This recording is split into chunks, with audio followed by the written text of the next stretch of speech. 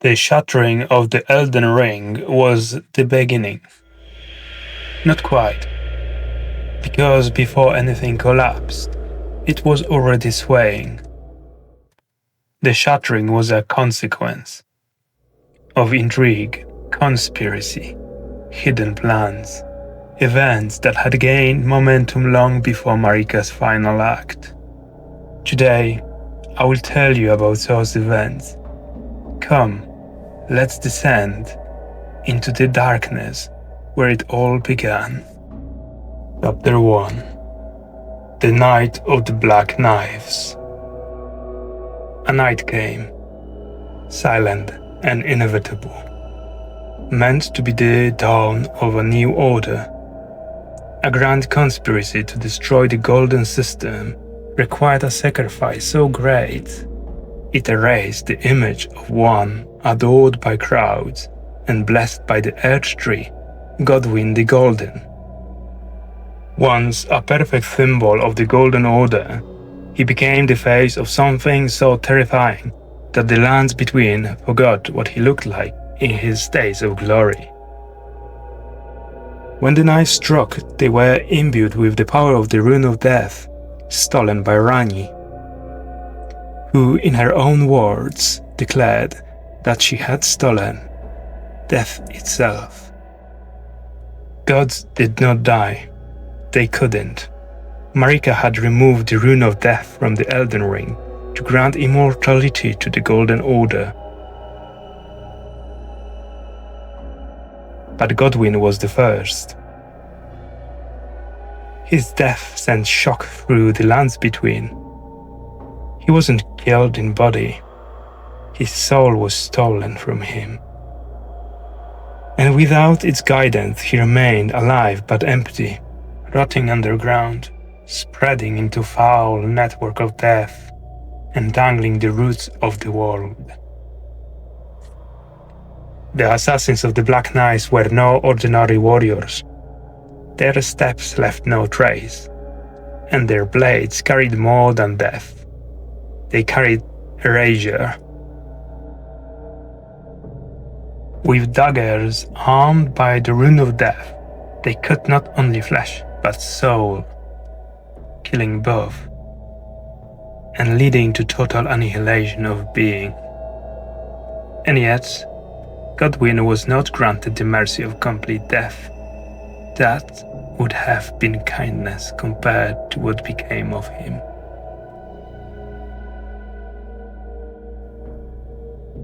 Gods were meant to be immortal. Gods did not die. But on the night of the Black Knives, the fates of Godwin and Rani broke that law. He lost his soul, and she her body. He, the victim, had no choice.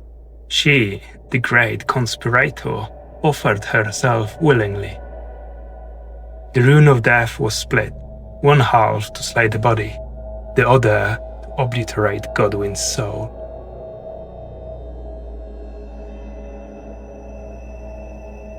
The Black Knives shattered the myth of immortality.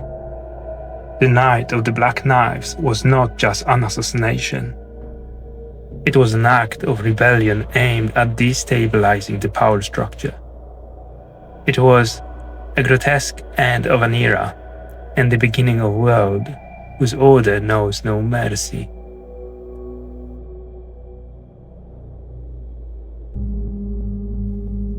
Chapter 2. The Divine Conspiracy.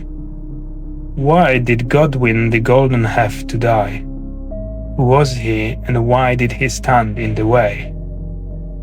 Son of Marika and Godfrey, he had vanished like a pawn in a greater cave. Let us ask ourselves, what role did his mother play in all of this? The golden-haired Empyrean of the human race with ties to the Black Knives carried in her heart the weight of old wounds and trauma, which might have driven her to betray her own order and to use Mesmer in a brutal campaign against the Hornsens, fanatics who once oppressed her people. What could have mattered more than Godwin's well-being, the darling of the Golden Order? Why was the curse of foul and death a price worth paying? Why did Godwin have to suffer so much? And Rani, a demigod tied to Marika's divine duality, did they conspire together? What was her goal? How did she acquire the Rune of Death?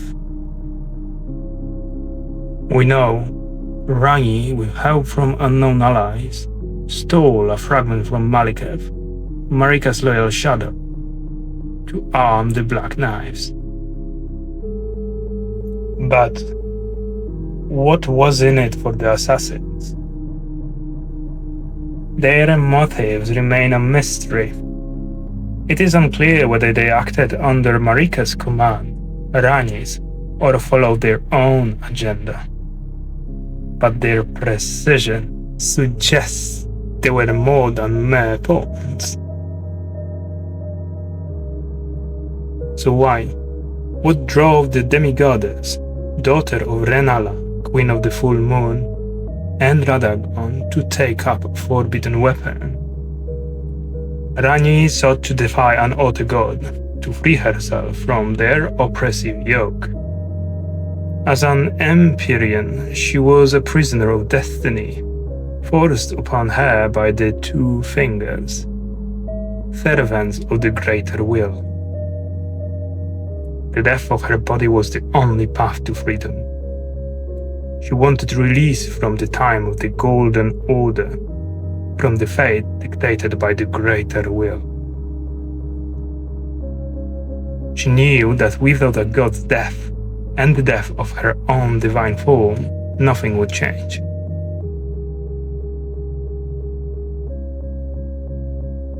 So Rani obtained the fragment that kills the body, and Godwin had to die in soul. And Marika, Godwin's mother, a goddess, what was her role in all of this? Was she innocent? Was the shattering of the Elden Ring driven by a mother's grief over her beloved son? Or could Marika have secretly supported the theft of the Rune of Death? Maybe even planned its division. Her ties to the Black Knives arise suspicion. We know she removed the rune from the Elden Ring, and if so, then maybe there was a deeper, darker design.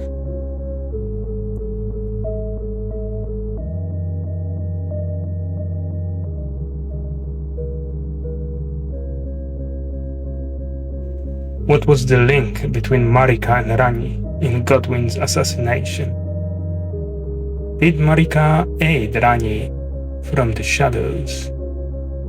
In the end, we do not know if she gave permission, but it was she who destroyed the ring, thus triggering a chain of consequences, wars, and the coming of the Tarnished. She stopped believing in the order she once embodied. So, was Godwin's death a sacrifice made by a mother? Did Rani's blade strike where Marika could not reach?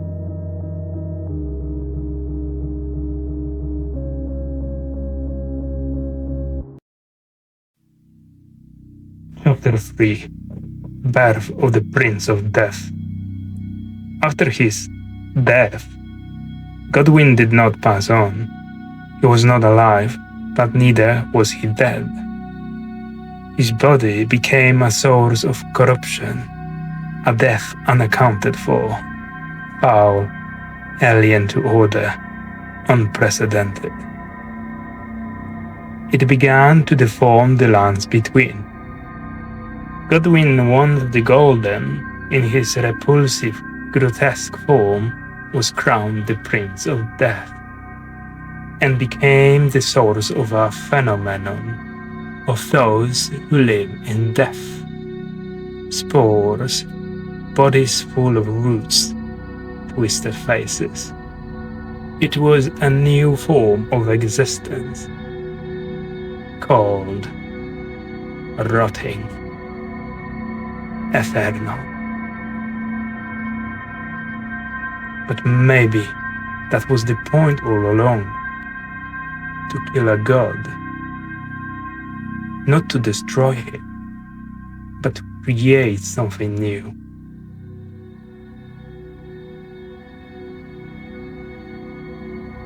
Rani gained her freedom. Marika brought about the fall of order. And the Godwin, he did not die. He is still growing. Was he merely a victim, or perhaps the seed of a new mortal world?